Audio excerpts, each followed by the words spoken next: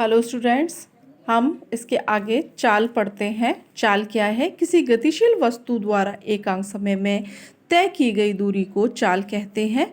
चाल बराबर होता है दूरी बटे समय अंतराल, यानी कि इकाई समय में जितनी दूरी हम तय करते हैं वो हमारी चाल कहलाती है। ये एक अदिश राशि होती है, यानी कि जिसका कि दिशा का कोई ज्ञान नहीं होता।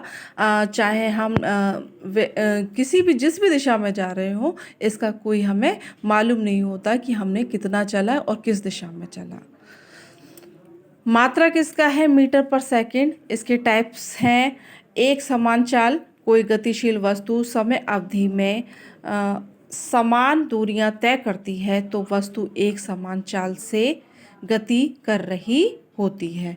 यानी कि एक कोई निश्चित समय है, उस समय में वो समान दूरी तय करेगी तो वो एक समान चाल होगी। असमान चाल या अस्थिर चाल, यदि वस्तु समान समय अवधि में भिन्न भिन्न दूरियां तय करती है तो उसकी चाल कैसी कहलाएगी? असमान चाल कहलाएगी। यानी कि समय तो समान है मगर उसकी जो दूरी तय करने का जो है वो दूरियां जो है उसकी भिन्न भिन्न है, दूरी अलग अलग तय कर रही है तो वो असमान चाल कहलाएगी। औसत चाल किसी गतिमान वस्तु द्वारा तय की गई कुल दूरी तथा दूरी तय करने में लगे कुल समय के अनुपात को हम वस्तु की औसत चाल कहते हैं। यानी औसत चाल बराबर चली गई कुल दूरी बटे लिया गया कुल समय। ताक्षणिक चाल किसी निश्चित क्षण पर अथवा विशेष समय पर गतिमान वस्तु की चाल ताक्षणिक चाल कहलाती है। ताक्षणिक चाल बराबर होता है delta S upon delta T, यानी कि कुल दूरी बटे कुल समय। वेग, अब हम वेग के बारे में, जब पहले हमने चाल के बारे में जाना, अब हम वेग के बारे में जानते हैं। गतिमान वस्तु के एकांक समय में निश्चित दिशा में चली गई दूरी अर्थात विस्थापन को वेग कहते हैं। वेग यानी कि सूत्र में देखें, फॉर्मूला देखें इसका, वेग बराबर विस्थापन बटे समय अंतराल होता है। वेग के प्रकार एक समान वेग, असमान वेग, औसत वेग, ताक्षणिक वेग, सापेक्ष तथा निरपेक्ष वेग। ये हैं वेग के टाइप्स। पहले आते हैं एक समान वेग। यदि कोई गतिशील वस्तु किसी निश्चित दिशा में समान समय में समान रूप से विस्थापित होती है तो उसका वेग समान वेग कहलाता है। असमान वेग, यदि कोई गतिशील वस्तु किसी निश्चित दिशा में समान समय अंतरालों में असमान रूप से विस्थापित होती है तो वस्तु का वेग असमान वेग कहलाता है। औसत वेग, किसी गतिमान वस्तु के कुल विस्थापन को समय अंतराल से विभाजित करने पर औसत वेग प्राप्त होता है, अर्थात औसत वेग बराबर क्या हो गया अपना? कुल विस्थापन बटे समय अंतराल। ताक्षणिक वेग, किसी गतिमान पिंड का किसी निश्चित क्षण पर वेग ताक्षणिक वेग कहलाता है। अगर पिंड कैसा है आपका?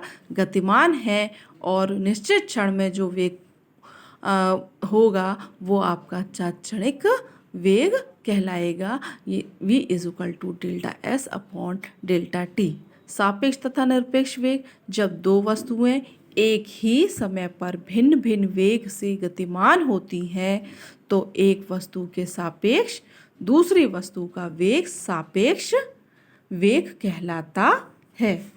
यदि दोनों वस्तुओं में से एक वस्तु स्थिर हो तथा दूसरी कैसी हो? गतिमान हो, तो दूसरी वस्तु का वेग निरपेक्ष वेग कहलाता है। इसमें क्या रहता है? एक तो गतिमान रहती है और एक स्थिर रहती है, और इसमें सापेक्ष वाले में क्या होता है कि दोनों ही गतिमान होती हैं। अब आते हैं हम त्वरण। गतिमान पिंड के वेग में परिवर्तन की दर को त्वरण कहते हैं। इसे ए से प्रदर्शित करते हैं। त्वरण बराबर वेग में परिवर्तन बटे परिवर्तन में लगा समय। A is equal to V U minus V upon delta T. इसका मात्रक जो है मीटर पर सेकंड स्क्वायर होता है।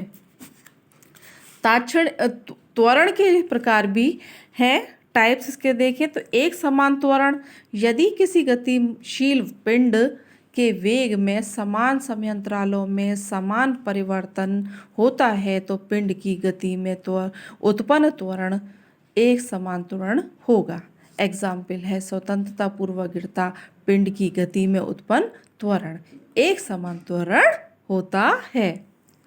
असमान त्वरण, यदि समान समय अंतरालों में किसी पिंड के वेग में परिवर्तन भिन्न भिन्न हो तो पिंड की गति में उत्पन्न त्वरण असमान त्वरण होता है। एग्जाम्पल है सड़क पर वाहनों की गति। धनात्मक त्वरण, यदि गतिशील पिंड के वेग में समय के साथ निरंतर वृद्धि हो रही हो तो पिंड की गति में उत्पन्न त्वरण धनात्मक त्वरण होगा।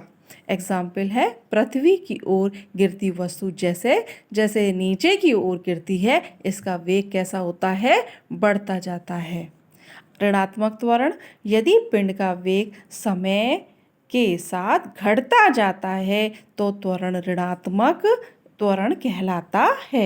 एग्जाम्पल है ऊपर की ओर फेंकी गई कोई वस्तु जैसे जैसे ऊपर की ओर जाती है इसका वेग कैसा होता है, घटता जाता है। इसका ग्राफीय प्रदर्शन देखें तो दूरी और समय ग्राफ में देखें तो एक समान चाल होने पर क्या इसका ग्राफ कैसा प्राप्त होगा, दूरी और समय में बनाएं तो ये हमें एक सीधी सरल रेखा प्राप्त होगी। कैसी, न्यूनतम कोण बनाती हुई सरल रेखा प्राप्त होती है। असमान चाल होने पर अगर हम बनाएं तो दूरी समय ग्राफ एक तो होगा घटती चाल होने पर, घटती चाल होगी तो हमें ग्राफ इस तरीके का ढलान वाला प्राप्त होगा, और अगर हम बढ़ती चाल में बनाएं तो हमें ग्राफ इस तरीके से ऊपर की ओर बढ़ता हुआ प्राप्त होगा। विरामावस्था में बनाएं तो दूरी और समय में तो जो हमें एक सरल रेखा प्राप्त होगी वो भी किसके, समय के समानांतर एक सरल रेखा प्राप्त होगी, क्योंकि वो विरामावस्था में यानी कि गति नहीं कर रहा है, यानी कि वो एक जगह पर स्थिर है तो उसने कोई दूरी तय नहीं करी तो वो उसी जगह पर स्थिर रहेगा तो हमें सरल रेखा प्राप्त हो जाएगी। विस्थापन समय ग्राफ बिल्कुल सेम रहते हैं, जो हमारे दूरी समय ग्राफ बने हैं विस्थापन समय ग्राफ भी बिल्कुल सेम वैसे ही बनते हैं। वेग समय ग्राफ देखें, जब कोई वस्तु एक समान वेग से गतिमान हो तो हमें कैसा ग्राफ मिलेगा, समय अक्ष के समानांतर एक सरल रेखा प्राप्त होगी। एक समान त्वरित गति होने पर वेग समय ग्राफ देखें तो वेग और समय में देखें तो हमें कैसा होगा, बिल्कुल सरल रेखा प्राप्त होगी।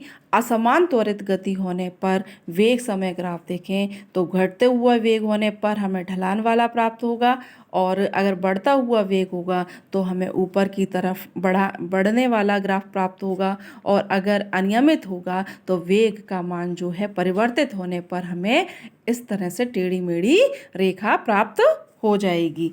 अब हम आते हैं एक समान वृत्तीय गति। यदि कोई वस्तु वृत्तीय पथ पर एक समान चाल से गति करती है तो उसकी गति एक समान वृत्तीय गति कहलाती है। जैसे आयताकार पथ हो तो इस तरीके से गति करेगी, कोणीय पथ हो तो इस तरीके से गति होगी, और वृत्तीय पथ हो तो वृत्ताकार पथ पर गति होगी। एक समान त्वरित गति के समीकरण देखें। एक समान त्वरण से गतिमान किसी वस्तु के प्रारंभिक वेग, उसके द्वारा तय की गई दूरी तथा एक निश्चित समय के बाद उसके वेग व एक समान त्वरण के मध्य पारस्परिक संबंधों को जिन समीकरणों द्वारा व्यक्त करते हैं समान त्वरित गति के समीकरण कहलाते हैं। ये कुल कितने हैं? 3 हैं। प्रथम समीकरण जो है v is equal to U plus A T है। द्वितीय समीकरण जो है s is equal to U T plus half A T square है। तृतीय समीकरण जो है v two is equal to U two plus 2a s है।